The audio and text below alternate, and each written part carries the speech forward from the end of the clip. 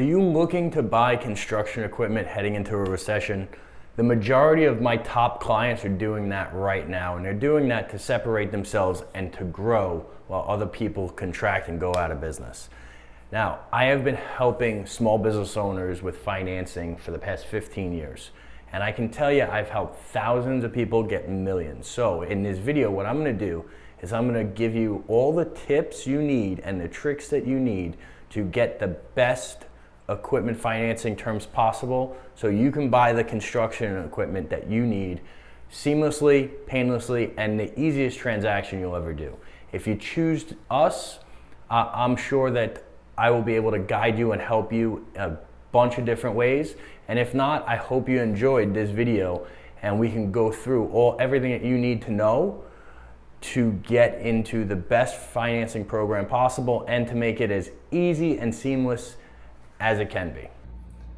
In this video, I'm going to tell you the best ways, the 7 tips and tricks on how to get into the best equipment financing programs possible, right? And first off, know where you stand. So when I say know where you stand, you want to know what you need to focus on to get the best rates and the best terms. You need to know what your personal credit is, what your business credit is, all right? And obviously your time in business.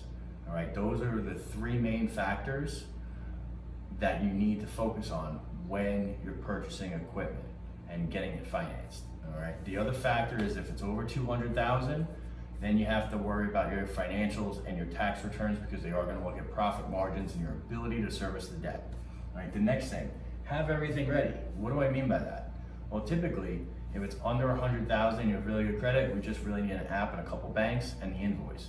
But what you should prepare and send in regardless is an application, your last 6 months of business bank statements, a driver's license, a voided check, a tax return, your most recent business tax return, and the invoice for the piece of equipment that you want to purchase. And if it's used, a purchase and sale agreement will do just fine. But you want to have it ready so you can move quick and you don't lose that piece of equipment. I can't tell you how many people stall or wait to get the documents in when they have a piece of equipment they like, and then from that point, it's already been sold.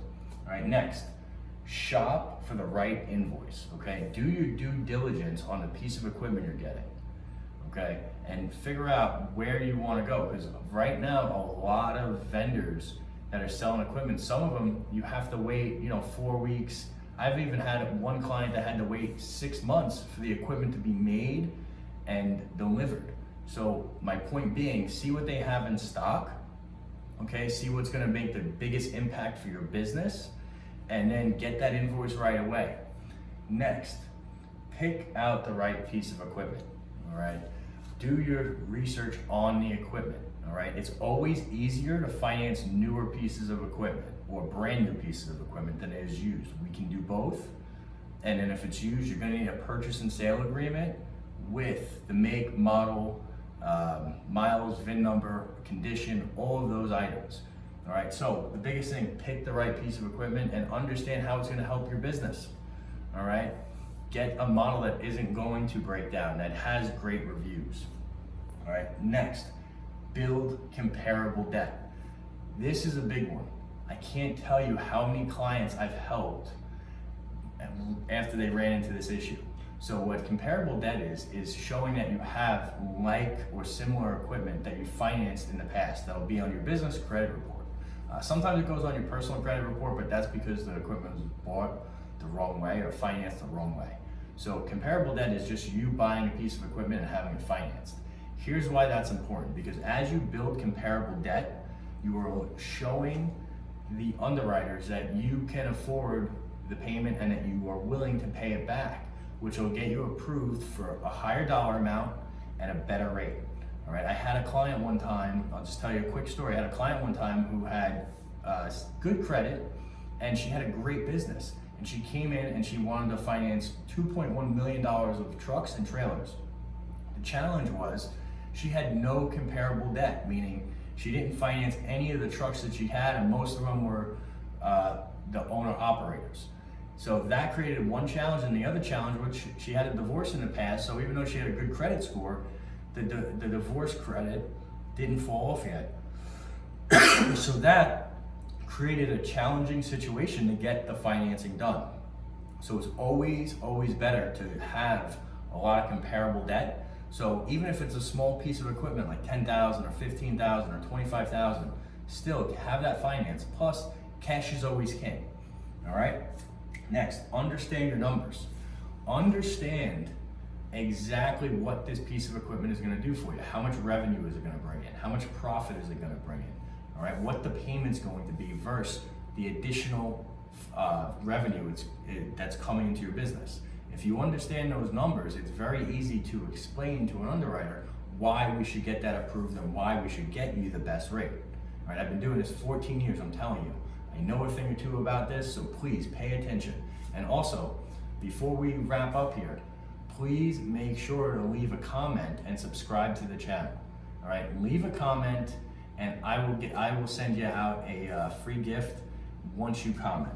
And now next, know what your options are and where to go. This is super important, all right? Do you want to finance it, meaning do you want to purchase it? Do you want to lease it? Or do you want to do a lease with a $1 buyout?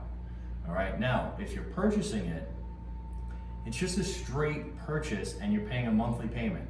So you can write off all the interest. If you're leasing it, the entire lease payment can get done that way. Meaning the whole lease payment gets written off. Now, if you do a lease with a $1 buyout, all right, I would still tell you to check with your accountant. This is not financial advice. However, if you do a lease, you can write off that payment and then you can own it at the end for $1. All right, that's important. A lot of people don't offer that. Next, where to go? You can either go to your bank, you can go to a dealership, or you could use a marketplace like us. A marketplace like us, we're going to shop for the best rate and term and the best options for you. Right? That's why it's so important to know exactly where to go. We are here to help you. If you have any questions, please drop them below and we will get back to you. Thank you. I hope you took down notes. Don't forget, make sure you write guide so I can get you the guide absolutely free. It'll have everything we just went over in more depth.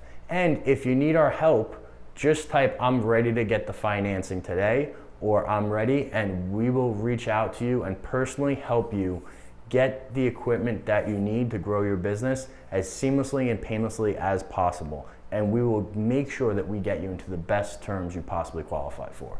Thanks for watching.